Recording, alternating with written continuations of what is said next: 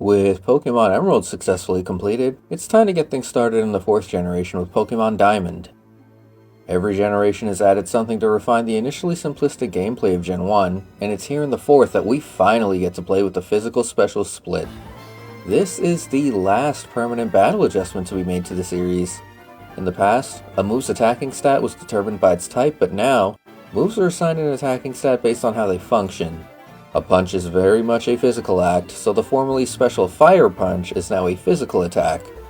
The real benefit of this change is in the way it fundamentally alters how some Pokemon battle. Pokemon with stats that historically didn't align with their typings get a chance to show how powerful they can be with moves that both match their typing and use their stronger stat. My all-time favorite for Alligator is a big winner in this regard. I wasn't letting viability dictate who made it onto the team before, but this change certainly increases the pool of mons that are undeniably good.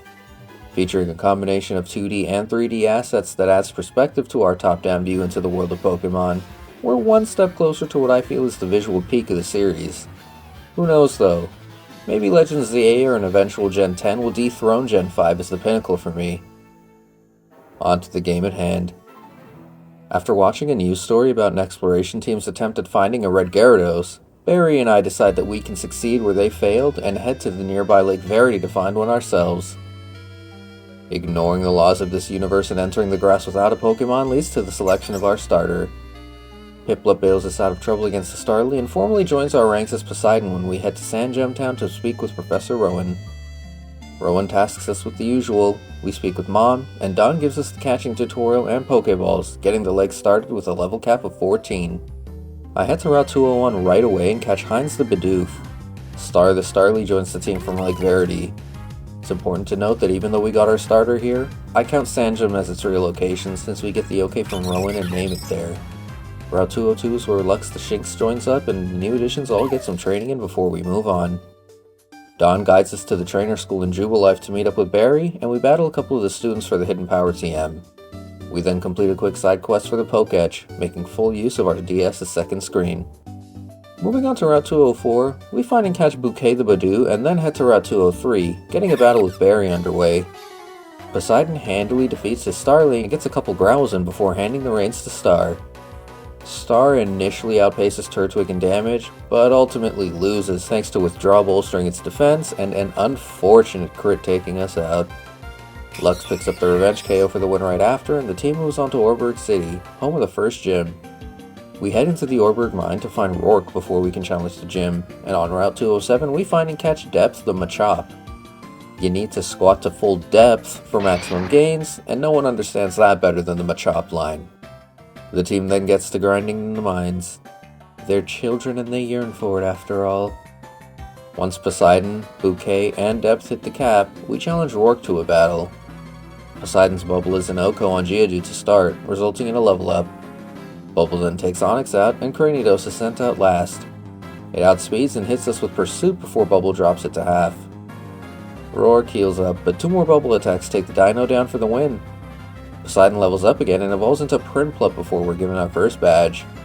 The level cap increases to 22, and our next stop is a return to Jubilife. Since I forgot to do so earlier, I use our newly acquired Oldrot to fish up and catch Unagi the Magikarp as our Route 203 encounter. Obtaining Magikarp is a formality at this point. I want to leave the line on the table for as long as possible. We then head north and have our first entanglement with Team Galactic. Lux and Don's Chimchar defeat their Wurmple and Zubat with ease. Seriously, not even Team Rocket used the regional bug, and they had hundreds less Pokemon to choose from. Before long, we arrive in Floroma Town. With Team Galactic up to no good, we can't progress until we deal with their bullshit. A grunt stationed outside the Valley Windworks is our first challenge. Lux and Depth take the grunt's Glameow out with ease and he locks the door, halting our progress. We catch Scrat the Pachirisu here for our trouble, head back to town and enter the meadow, battling 2 more grunts and picking up the Works key. Once inside, the grunts are taken out by Depth and Poseidon, leaving just the commander, Mars, to contend with. Zubat is taken out by Poseidon, and the real threat, Perugly, is sent out. Poseidon gets 1 Growlithe before being dropped low, and Bouquet is able to land Stun Spore, leaving Depth free to come in. Thanks to an Oranberry topping her up, Depth is able to outpace Perugly and end the battle. The team heads to the newly opened Route 205, catching Boui the Buizel and continuing to power up as we approach Eterna Forest. Lux evolves into Luxia, but is ultimately replaced as we enter the forest and catch Capone the Murkrow. Escorting Cheryl through the forest provides the team the opportunity to train safely, and we make it through to Eterna City without issue. We have our first interaction with Cynthia here, as she provides us the HM for Cut, and then we move on to Route 211, catching Enlightens the Meditite. Since battling them all is mandatory, the team takes on the Eterna Gym Trainers to start the grind. As the grind continues, we head into Mount Coronet, finding and catching Esmeralda the Chingling, evolving Hines into Bibarel, and finally challenging Gardenia. Capone takes the lead in our battle, and pluck Oko's Cherubi, Turtwig, and Roserade for a flawless sweep. I knew Murkrow was strong, but not that strong. The level cap increases to 30 and covers the next 2 gyms, so overleveling is a real concern over the next stretch. For now, we have to battle Team Galactic again. The team makes short work of the grunts littered throughout their building, and we're quickly forced into another battle with the commander, Jupiter. Scrat starts by sparking her Zubat, and Skuntank is sent out. We trade debuffs, Scrat's charms against her Screeches and Smokescreens, and I pivot into Capone. Capone steals Skuntank's berry with Pluck and follows it up with another for the KO. We get a bike for our assistance and move on. Poseidon's Peck is a bit too powerful, and we knock our Route 206 encounter out. Sorry, Ponyta. Heading through another of Mount Coronet's many openings leads us straight into an interaction with an absolute edgelord. This is the big bad in case the dialogue didn't make it painfully clear, but we won't be dealing with him directly for a while. On the other side of the mountain is Route 208, where the team continues to kick butt and eventually reach Home City. After messing about in the city, it's time for another battle with Barry. Scrat takes Starly and Weasel out with Spark and uses Charm on Grottle before letting Capone take over. A crit pluck takes it down, and Poseidon's Bubble Beam finishes Ponyta off for a handy victory. The plethora of trainers on Route 209 and beyond power the team up considerably. Mimian the Mime Jr. from Route 210 and the Cricketoon from Route 215 join the reserves before we finally make it to Veilstone City, home of our next gym battle. Our first order of business here is taking on the gym trainers with Esmeralda in the lead. It goes well until Colby's Machoke hits a crit revenge, taking her out. Damn, it's the matchups you least expect. Mimian takes her place on the team as we resume the grind. Since the little guy already knows Mimic, it only takes a single level to evolve into Mr. Mime, and training also rewards Depth her evolution to Machoke. In order to guarantee no one overshoots the cap before we battle Crash or Wake, the team challenges Maylene to a battle with only Poseidon and Depth at the cap, and Capone and Mimian right behind at level 29. Capone takes the lead as we get our battle underway, taking the Meditite lead out with Pluck after Detect fails. Fearing Rock Tomb, I pivot to Mimian when Machoke is sent out and Psybeam is an Oko. When Lucario is sent out, Mimian tanks Force Palm and then uses Reflect before I send Depth in. The screen ensures Depth's safety to tank anything Lucario throws, and Okos with Revenge, netting us the win. I decide to bust out the second DS in order to touch trade Depth, evolving into Machamp. Probably should have done that before battling Maylene, but we won anyway, so it's fine.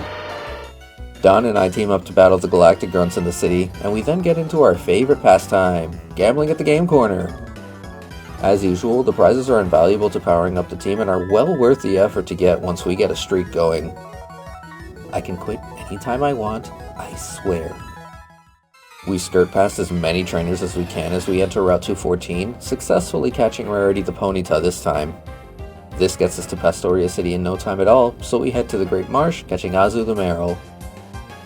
Scrat then takes the lead as we enter Pastoria's gym and score up with its trainers. I'm so confident in our squad's ability to win here that I challenge Wake right away. Scrat shrugs Dragon Rage off and takes Gyarados out with a couple Thunderbolts. I pivot into Capone when Quagsire is sent out and Pluck crits twice in a row to KO, avoiding any damage in between. Capone steals Floatzel's Citrus Berry with Pluck and then gets the KO with another for the win. Wake's Floatzel knew Ice Fang, but because of an oversight in the programming, Single Battle AI selects attacks at random instead of what's most beneficial. I had a 25% chance of losing Capone there, but I knew in my soul that she'd be okay. I hope we can continue to profit off of this oversight.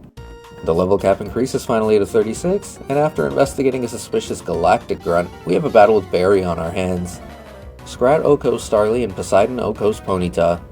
I stay in and test our damage potential on Grottle with Ice Beam, managing to Oko it as well. Depth handles Weasel and the battle is won. We resume our hunt of the Galactic Grunt, eventually getting into a battle with him. After an easy win, we run into Cynthia again, who hands us a secret potion, just what we needed to clear a blockade of Psyduck. And since the Psyduck are nearby to it, I head back to Route 209 and investigate a honey tree that I slathered on our first pass through. Florence the Cherubi is who we find and catch this time, a nice addition to the team for some coverage once she catches up. After Psyduck clear out, Cynthia stops by and gets us to deliver an old charm to her granny in Celestic Town. The trek through the foggy Route 210 to get there offers the team more XP, and the otherwise sleepy town is shaken up by a battle with a Galactic Grunt. The edgelord from before formally introduces himself to us as Cyrus before we move on, and get a ton of grinding in ahead of our battle with Fantina. Florence evolves into Cherrim as she catches up, and after exhausting every available trainer left and then some, Poseidon evolves into Empoleon. Mimian takes the lead against the Ghost-type Fantina, hitting Drifblim hard with Shockwave. Ominous Wind does decent damage back, but a second Shockwave takes it out. Miss Magius is up next and Capone pivots in, tanking Magical Leaf and Shadow Ball in order to taunt. I then get Florence to apply Leech Seed and start trading Magical Leaf attacks until taunt wears off and we're immediately confused. Capone comes back out on the turn Fantina heals and we roost up before getting the KO with Feint Attack. I probably could have just done that in the first place, but I was scared, okay? We taunt Gengar and shrug Shadow Claw off next, then get poisoned by its jab. Empoleon takes no damage from this on the switch-in, and Surf plus Aqua Jet take the Shadow out for the win. With a level cap increase to 39, the Canalave City Gym is immediately next on the agenda. Barry takes us on in a battle beforehand to see if we're ready. Starly's finally evolved, but Scrat's still low-coast with the power of electricity. Poseidon surfs Ponyta away, and Capone and Mimian team up to take Heracross out. Mimian then defeats Weasel, and Depth and Poseidon take Grotle down for the win. After the gym trainers are mowed down, I challenge Byron right away. No training to the cap necessary. Poseidon hits itself a bit in between, but eventually takes Bronzor out. Steelix is one-shot by Surf next, and Depth takes Bastiodon down with some Karate Chops. No training to the cap necessary. The level cap increases a bit to 42, but we have a meeting to attend before any more gyms are challenged. Barry sees us to the library where our conversation with Rowan and Dawn starts, interrupted by the plot kicking into high gear. An explosion from Lake Valor shakes the library's foundation and we're forced to take action after I explore Iron Island though. The lake already blew up, it can wait. Plus, Team Galactic is also here. I totally remembered that when I made this detour. Now that we're at the lake, things are looking bleak. There are Magikarps strewn about and Galactic Grunts everywhere. We beat their Pokemon up and make it to the cave at the center, getting into a battle with our third commander, Saturn. Capone takes his Kadabra out to start, and Poseidon defeats both Bronzor and Toxicroak. Saturn lets slip that they've kidnapped the legendary that resides here as part of their plan, so we head to Lake Verity near our house next. More Grunts are beat up, one by Rowan, and we sub in for Dawn to battle Commander Mars again. Poseidon takes over for Depth to take Golbat out with Ice Beam, then tees Depth up to KO Bronzor before Depth wallops Purugly for the win. Mars elaborates further on the info Saturn shared, and we're left with one more lake to venture towards. The team grows considerably as we head into Mount Coronet through yet another opening and cross the snowy routes leading to Lake Acuity. I can't see shit! Why are we walking through a literal blizzard in a t-shirt? There are 2 Grunts blocking access to the lake, so we head to Snowpoint City to challenge the 7th gym in the meantime. Our 2 main offensive options are already at the cap once we take the trainers on and solve the puzzle, so we get into a battle with Candace immediately. Depth's Cross Chop takes Snowbro out quickly, and then hits its mark again to Oko her ace Abomasnow. Medicham is up next, not an ice type by the way, and trades blows with Depth until Hail takes it out and Depth is dropped dangerously low. Poseidon makes the save and takes the final Sneasel out with Flash Cannon for the win. The level cap increases to 49, and the Grunts blocking our way have stepped aside. When we get to Lake Acuity proper, we see that Barry lost to Jupiter and she leaves for her team's base in Veilstone. As we follow, we finally get our hands on a Duskstone, immediately used to evolve Capone into Honchkrow. The fully evolved gang then dismantles every Grunt in sight as we work our way up to the Edgelord himself. Poseidon proceeds to Ice Beam his Murkrow and Golbat, then uses Flash Cannon to take his Sneasel out, leading to another speech. He leaves and we confront Saturn next. Depth solos his team, and we release the captive Lake Guardians who immediately flee. In order to pursue Team Galactic, we enter Mount Coronet again, this time scaling its heights instead of passing through its base, and defeating every grunt along the way. We also take the time to train a bit, and after a long ascent, we make it to the Spear Pillar at last. 2 more grunts are quickly taken down, and we're just in time to see Cyrus summon Dialga, the legend that reigns over time. Barry teams up with us to battle Commanders Mars and Jupiter before we can confront Cyrus himself. Poseidon hits everyone with Surf twice to start, taking both Bronzor out. Surf continues to hit its mark alongside Barry's team, collectively taking Heracross, Perugly, Staraptor, Skuntank, and Ponyta out. Yeah, some of those were berries. What can you do? Golbat's Confuse Ray trips us up a bit, but we hit some crucial Ice Beams to end the battle. Barry heals our team up and leaves the rest to us. The recently rescued Lake Guardians show up and interrupt Cyrus's plan, and he genuinely emotes for the first time as he vows to crush us. Poseidon's Ice Beam takes Honchkrow out, and Capone dodges an Earthquake from Gyarados, answering with a crit fly to KO.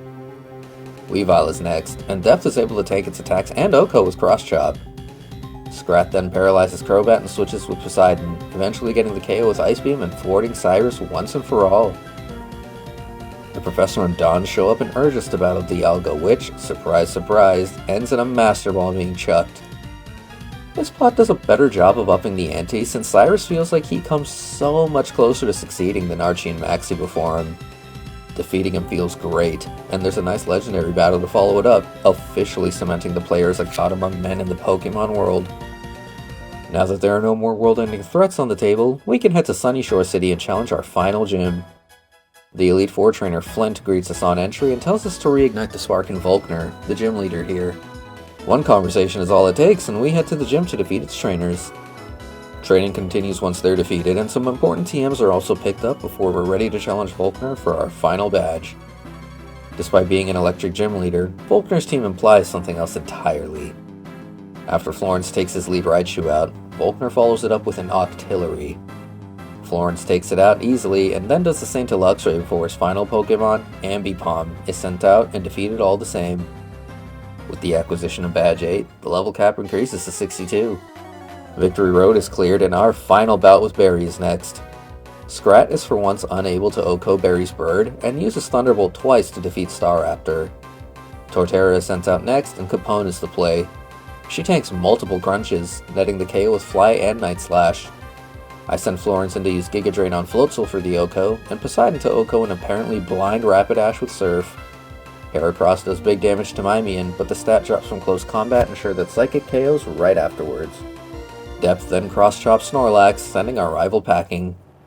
The grind starts and the team finally stands ready to take on Sinnoh's Elite Four for the first of several times. Aaron the Bug User is first. Poseidon leads, setting up Stealth Rock, while Dustox sets up Light Screen. Dustox uses Double Team as I send Depth in, who KOs with Stone Edge. After being dropped to half on entry, Rock Climb KOs Beautifly. Depth then trades with Drapion, netting the KO with 2 Earthquakes.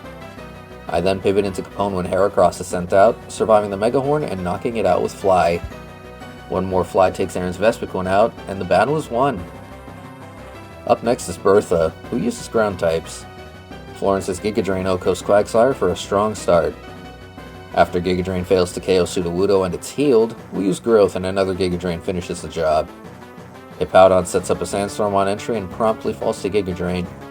Whiscash is also one-shot, and her final Pokemon, Golem, meets the same fate. Flint, the Fire Trainer, finally gets to battle us. Poseidon takes Rapidash out with Surf to start, and does the same to Infernape after being hit with Mach Punch. Lopunny goes down after a couple, and Steelix is one-shot next. Finally, Drifloon goes down to a combination of Surf and Ice Beam. Fire Trainer with 2 Fire types. Diamond and Pearl are whack. The last member of the Elite Four is by far the toughest, the Psychic type user Lucian. Capone's Night Slash takes Mr. Mime out, and Fly takes Medicham out.